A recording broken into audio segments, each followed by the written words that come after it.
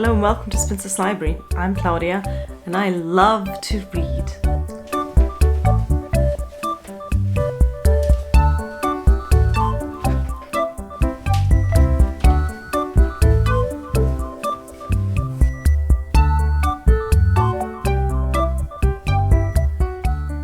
It's all I do these days. I sit in my rocking chair and read one classic after the next, barely know what time of day it is, and craving the next book as soon as I finish one. And since I am such a reader, I thought I would tell you about my reading plans for 2023.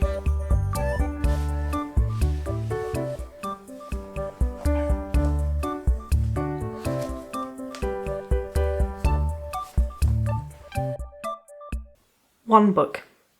Hello and welcome to Spinster's Library. I'm Claudia and my reading goal for 2023 is to read a single book, which, as far as ambitions go, is not aiming particularly high.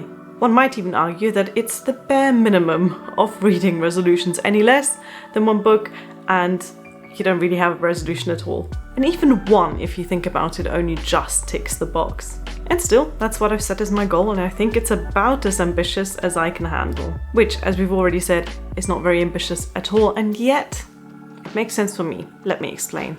Last year was a bit of a mixed bag, and we're just talking about reading here. Don't even get me started on the rest of it. On the plus side, I got myself some new bookshelves, which you can see behind me.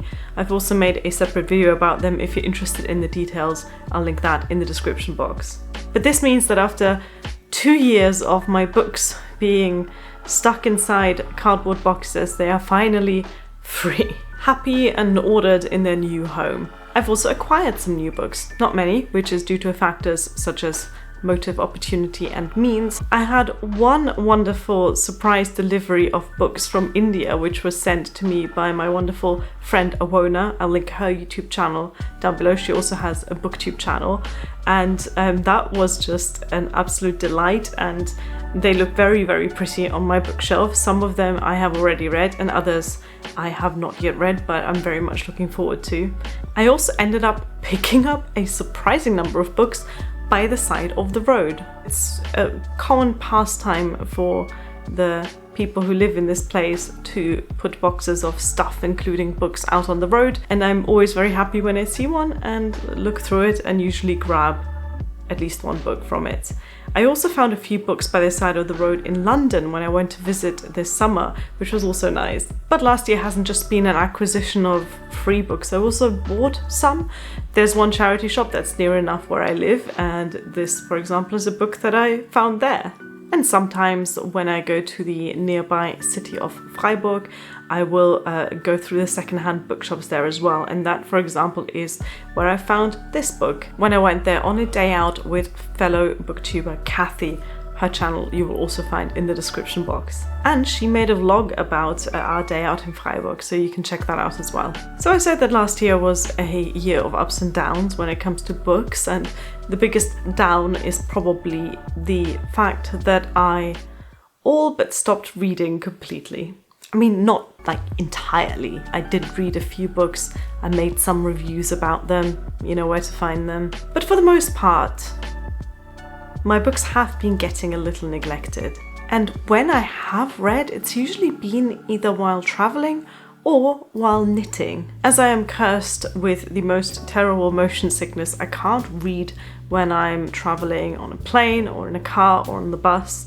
But for some reason, I'm totally fine to read on the train. So during the few train journeys that I did take last year, I've usually had a book on me. That's how I got through most of the dystopian novel The Chrysalids by John Wyndham. But for the most part, I've been listening to audiobooks. That's something I have made a few videos about in the past, which I'll link you to in the description box for your ease and convenience if you are interested in my further thoughts on audiobooks. But yeah, audiobooks are responsible for the majority of books that I actually read last year. Incidentally, I'm not entirely sure how many books I read last year because I also stopped updating my Goodreads page. And to be honest, I don't really miss that. I'm not sure if I'm going to start keeping track of my reading on Goodreads this year. I don't really miss it. I mean, I don't have any particularly negative feelings about Goodreads, but it's not something that I feel necessary to incorporate into my reading this year. I would like some way of tracking my reading, but I'm kind of considering going back to the old-fashioned pen and paper list of just books that I've read and maybe a quick rating of them. But anyway, my goal for 2023 is to read a single book. And now we're already most of the way through January of 2023. You might wonder, how am I getting on with that? Well, I'm proud to say I am nearly there. So, fingers crossed. Yes, it's no big guess to anyone who has noticed the lack of videos on this channel that my reading has gone down significantly. And you might wonder, and I certainly wonder, why is that? If I knew that, but I can certainly have a guess. I've been doing some things instead of reading. Just other things, productive things. You can't trust Wilf, he's obviously a traitor. Okay, fine, I watch a lot of TV. But not just, I've been knitting a lot, I've been walking, and while watching TV isn't particularly conducive to reading, those other things certainly are. I am of course still referring to audiobooks. Currently I have 33 unused credits on Audible, which sounds really bad, but I've got the 24 credit subscription, so every January Audible dumps 24 credits into my account, which means that last year I've used most of the credits that I got, and I intend to do the same thing this year. Right now I'm listening to an Agatha Christie audiobook, for example. Some of you might remember that a while ago I read Murder on the Orient Express, which I didn't like at all, and when I talked about that in the video, a lot of you who are more familiar with Agatha Christie told me that that was actually the worst possible book to begin with when exploring her work. So I asked you and you gave me some recommendations. Like so many, I got a sudden craving for classic detective fiction after watching Glass Onion on Netflix, and so I took your recommendation and I listened to The Murder of Roger Ackroyd. Well, I'm still listening to it. I've got another hour and a half, I think, left on it. I'm absolutely loving it, and I'm intending to explore more of Agatha Christie's work after this one. That craving has not gone away yet. I think Agatha Christie, from what I can tell, translates beautifully to audiobooks. I really think these books are so suited to being listened to rather than read on paper. And there's plenty of other books that I'm hoping to listen to, some of which I've already downloaded on Audible, some of which I've got on my wish list. I've always been of the opinion that classics translate really well to audiobook. A good narrator can really make up for some of the antiquated prose of some of them, the difficult old-fashioned language, the run-on sentences. If you have someone read those out to you, suddenly that old language becomes much more modern and easily digestible. But I'm also hoping to listen to some new releases, and having those credits allows me to buy books for much cheaper than if I were to get them on hardback or even on paperback. I'm not super familiar with newly released books, so if you have any particular recommendations, feel free to drop them in the comments below. When I talk about newly released books, I mostly mean books released in the sort of last 5 years, because I really am not keeping up with current publishing trends or what's coming out, what's making bestseller lists, and what's getting prizes. But if you have any recommendations for new books that you think I'll enjoy, do let me know. But let's get back to my reading goal of reading one book this year.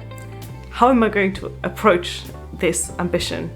Mainly the plan is to not stress about reading. That includes that I want to be more picky about my books. I want to develop some standards. If I start a book and I don't like it, I will just put it away. Yes, that is my method for hitting my one book reading goal this year. If I begin a book and I realize that it's not for me, I will close the book if it's a physical book, or delete the download from my phone. And the thing is, no one will ever know. I mean, that's not strictly speaking true. Loads of people will know if I choose to share a list of DNF'd books. on the internet, Minerva's definitely going to know. She's the official librarian of this place. The author of the book might know if they watch me cruelly toss their work away from the afterlife, because most of the authors I read are dead. If I've learned anything from recent Twitter controversies, it is that I'm quite grateful that most of the authors of the books I read don't have the chance to respond to my book reviews. But in the end, if a book is gripping and interesting and page-turning and it makes me want to get to the end of it, then I won't need a 5-step plan to finish it. I won't have to force myself into a routine or set aside a particular time to read or keep track of my reading time in a bullet journal or anything like that. I'll just want to continue the book and I'll want to get to the end of it, and that's that. So these were my slightly underwhelming reading plans for 2023. There's just one other reading related resolution that I want to share with you, and that is that I'd like to make a book review video for every book I read. Over the past year, even when I've not had the energy or the brain power to make booktube videos that require some amount of creativity and thought, I've always enjoyed making reviews of the books that I read. I've got a whole playlist of book review videos, which you can find in the description box, of course. And even though here on BookTube they're not the most sought after videos, I've personally always enjoyed making book review videos because they help me understand my own reading tastes better. Because when I talk about a book to a camera, I have to think about what I liked about it, what I didn't like about it, and I have to analyze the book for myself and figure out where my own opinion is in relation to the things addressed in the book or the way the book is written. So it gets me thinking about books in a way that I wouldn't otherwise think about them. So I'm hoping to continue making reviews for all of the books that I read, and maybe some of you will find them interesting too. So here we are, with my reading goal of reading one book this year. I'm about an hour and a half of Agatha Christie audiobook away from finishing that goal, so wish me luck. And until the next one, thank you for watching. Bye!